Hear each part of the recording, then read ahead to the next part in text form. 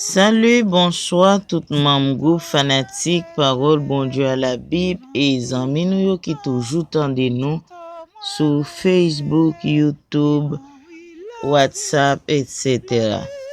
Non, nous c'est Cher Marie-Michel depuis Puerto Plata, République Dominicaine. N'a continué avec programme qui dit en nous li Bible créole là. Je dis à nous parler pour vous c'est dans Chanter Salomon yo chapitre 6. Non, les paroles grand maître là au nom de Jésus. Ou même qui pi belle femme passe toute femme. Côté ménage ou aller, qui route où elle y prend. Non pral aider ou chercher. Ménage moins al nan jardin, côté pied bois senti bon à pousser. Li al bay mouton li yo manger. Li al ramasse belle ti fleur. Ménage moins pour moins pour ménage moins.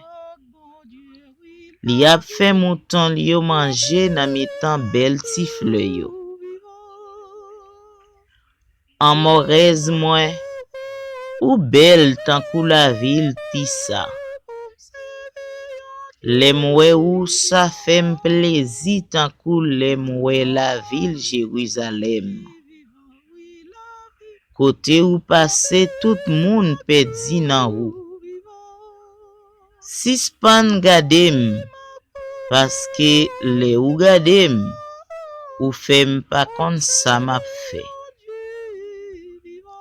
Cheve ou ap danser bo figi ou tan kou kabrit kap kouri desan sou mon gala radio. Dan ou yo blanc tan kou mouton yo fek sot benyen. Ou pa manke yon la dan yo. Tout dan an wo yo mache ak dan an ba yo. De bo figi ou yo ou ta di de bo grenade en bas voile ouwa. Wagen 60 reines, 80 femmes caille. Ou jeune fille même, c'est pas parler. Mais, pas gen tan kou jeune ti pigeon moyen. Li même assez moins remè. C'est celle petite fille maman la fait.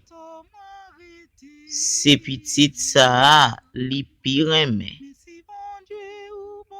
Les jeunes filles yo dit, gardez ça bon Dieu fait pour vous.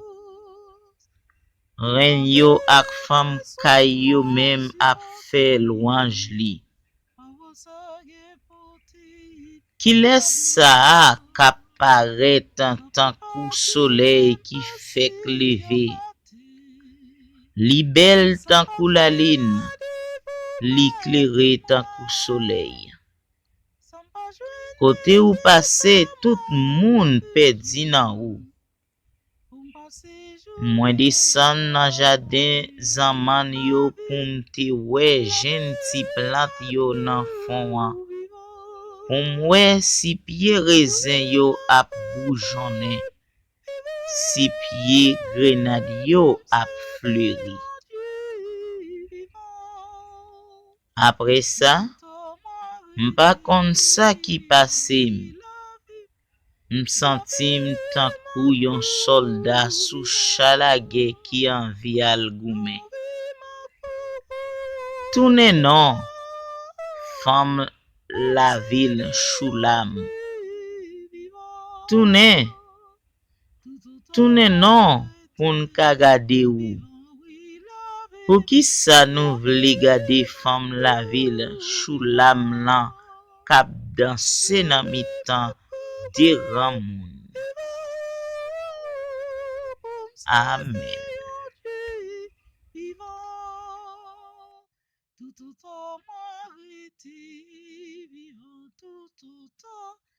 Tout arrêter vivre. Tout au